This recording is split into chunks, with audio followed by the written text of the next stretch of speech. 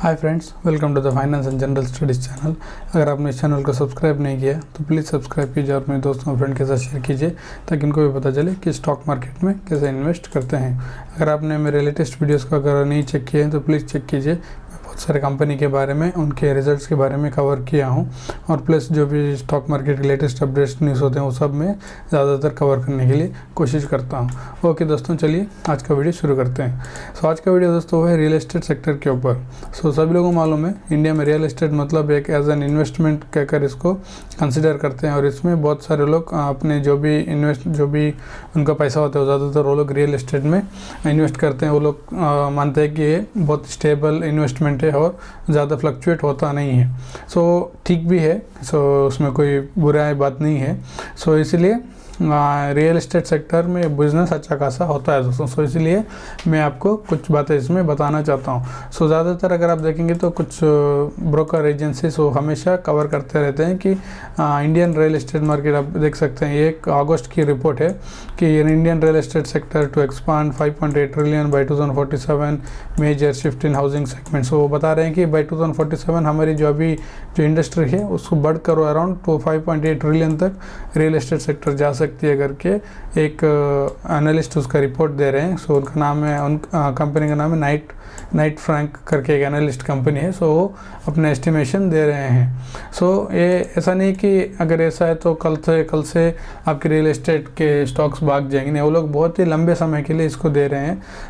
बोल रहे हैं कि अराउंड 2047। स्टॉक्स खरीदना मतलब आपको लंबे समय तक होल्ड करना ही पड़ता है दोस्तों। ऐसा नहीं कि आज खरीदो आपको कल से तेज़ी मिल जाएगी, ऐसा नहीं है। अगर आपने स्टॉक्स किसी भी सेक्टर में किसी भी स्टॉक्स अगर खरीदा है वो बहुत ही लॉन्ग टर्म के लिए उनके प्लान्स होते हैं, उनके आपको रिटर्न्स भी लॉन्ग टर्म में बनकर मिलते हैं। शॉर्ट टर्म में आपको कुछ भी मिलता नहीं है। स्टॉक मार्केट शॉर्ट टर्म में बहुत ही रिस्की एसेट होता है।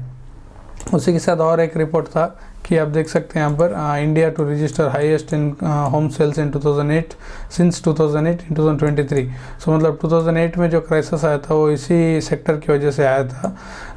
उसके बाद अभी जाकर 2023 में आप देख सकते हैं फिर से आपको बहुत ही सारा हाईएस्ट इनकम मतलब हाईएस्ट सेल्स आपको 2023 में देखने को मिल रहा है करके एक JLL करके एनालिस्ट कंपनी ने बताया है।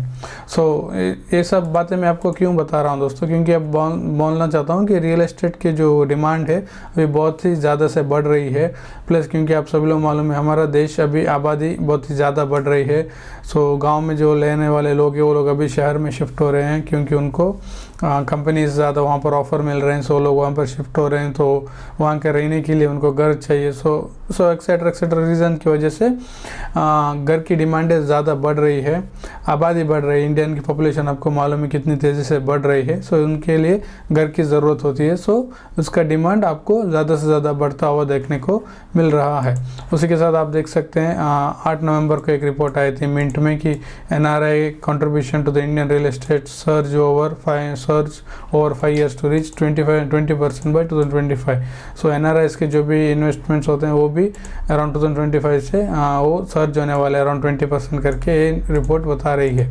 बहुत सारे ऐसे रिपोर्ट्स आते रहते हैं दोस्तों इस सेक्टर के बारे में, उन सबको आपको पढ़ने पड़ते हैं अगर आप इस सेक्टर में इंटरेस्टेड है तो।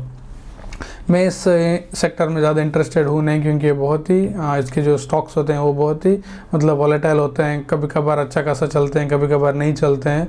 अभी आपको इतना सारा डिमांड मिल रहा है, आगे जाके 2-3 साल में एक बार फिर से म्यूट हो जाते हैं तो बाद में ज़्यादा इसमें रिटर्न्स बनते नहीं है। इससे अच्छा मैं और दूसरे सेक्टर में ज़्यादा फोकस रखता हूँ। आपका पैसा दोस्तों आप अगर इन्वेस्ट करना चाहते हैं वो आपका डिसीजन है, मैं आपको कोई भी रिकमेंडेशन नहीं देता हूँ। अगर आप उसी सेक्टर में अगर आप टॉप कंपनीज देखने के जाएंगे तो आपको मिल जाएंगे। यहाँ पर देख सकते हैं Godrej properties, DLF, Lodha group, Oberoi realty, prestige, Sobha limited, ऐसे लिस्ट लंबी लिस्ट आपको देखने को मिल जाएगी दोस्तों। ये मैं वीडियो बनाने का कारण हूँ दोस्तों क्योंकि आज कल 27 जनवरी को आपको लोधा बिल्डर्स मतलब मैक्रोटेक डेवलपर्स के रिजल्ट्स आपको देखने को मिल गए थे। देखते हैं कि इन रिपोर्ट को कंपेयर करेंगे तो इनके नंबर्स अभी कैसे हैं, इनमें डेवलप देखने को मिल रहा है ईयर ऑन ईयर। जो रिपोर्ट बता रहे हैं एग्जैक्टली आपको देखने को मिल रहा है कि नहीं मिल रहा है करके हम इस नंबर्स को देखकर थोड़ा चेक करते हैं।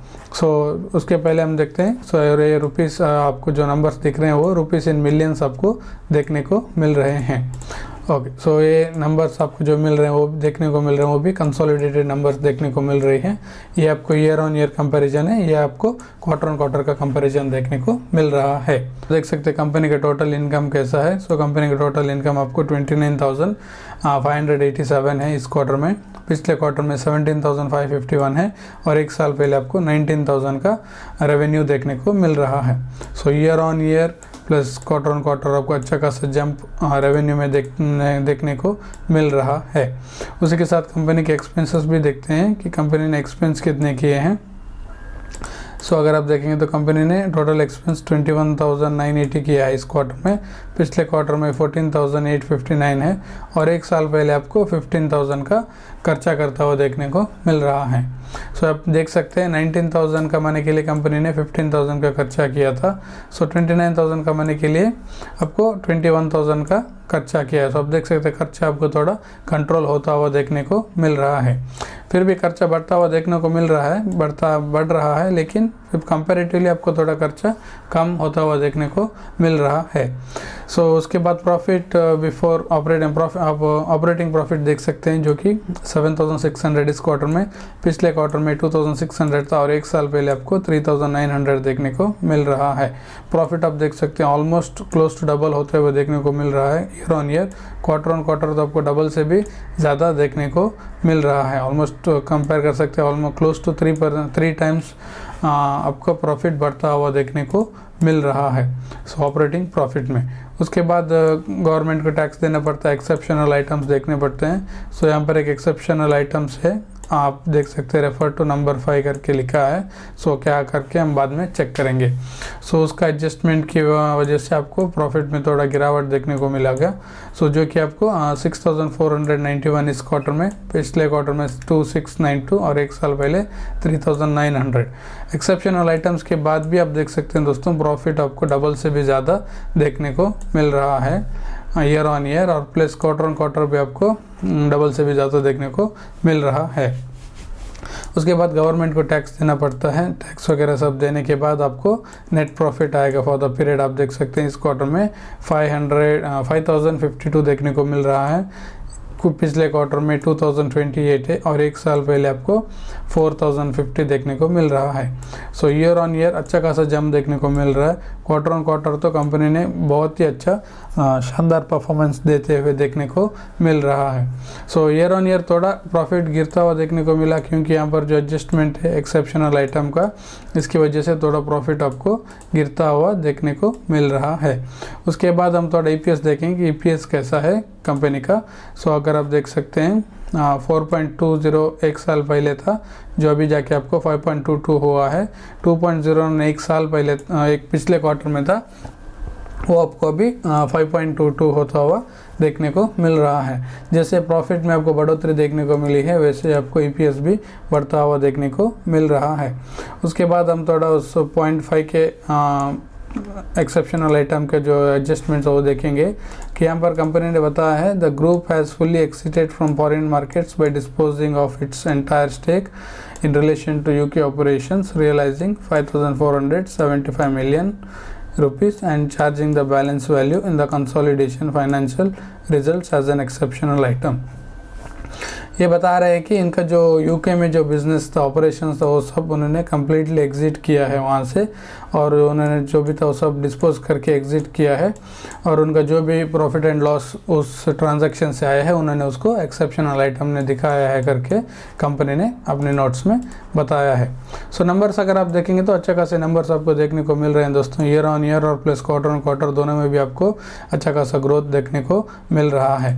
अगर आप ब्रोकर के मतलब जो हमारे न्यूज़ रिपोर्टर में जो इसके बारे में बताया, अगर आप देखेंगे तो इसमें भी कंपनी इन्होंने बताया है कि Macrotech developer net profit rises 25% to 505, मतलब 25% की ग्रोथ देखने को मिल रही है। और प्लस रेवेन्यू में आपको 65% की ग्रोथ देखने को मिल रही है। जो नंबर्स आपने अभी देखे आपको इसी परसेंटेज के हिसाब से उन्होंने बताया है। और ये बता रहे हैं कि इस क्वार्टर में नेट प्रॉफिट 505 करोड़ था और एक साल पहले आपको 405 करोड़ देखने को मिल रहा है, जो कि 25% की ग्रोथ देखने को मिल रहा है।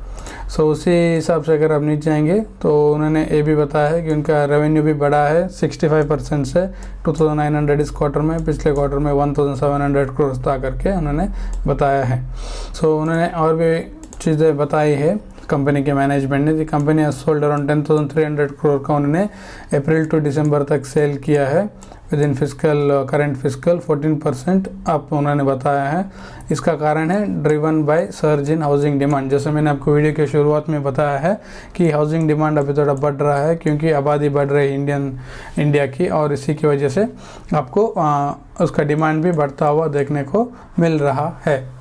उसी के साथ अगर हम इसके शेयर प्राइस का परफॉर्मेंस देखेंगे तो आप यहाँ पर देख सकते हैं ये कंपनी अभी लिस्टेड हुआ है 2021 में, करीब 3 साल कंप्लीट होने को आए हैं। 3 साल में कंपनी ने अराउंड 298% का रिटर्न बनाकर दिया है। अच्छा खासा परफॉर्मेंस आपको कंपनी के शेयर प्राइस में होता हुआ देखने को मिल रहा है। एक साल में देखेंगे तो आपको एक साल में ऑलमोस्ट पैसा डबल होता हुआ देखने को मिल रहा है।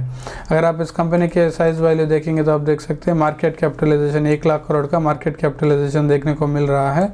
फेस वैल्यू कंपनी का 10 रुपये आपको देखने को मिल रहा है।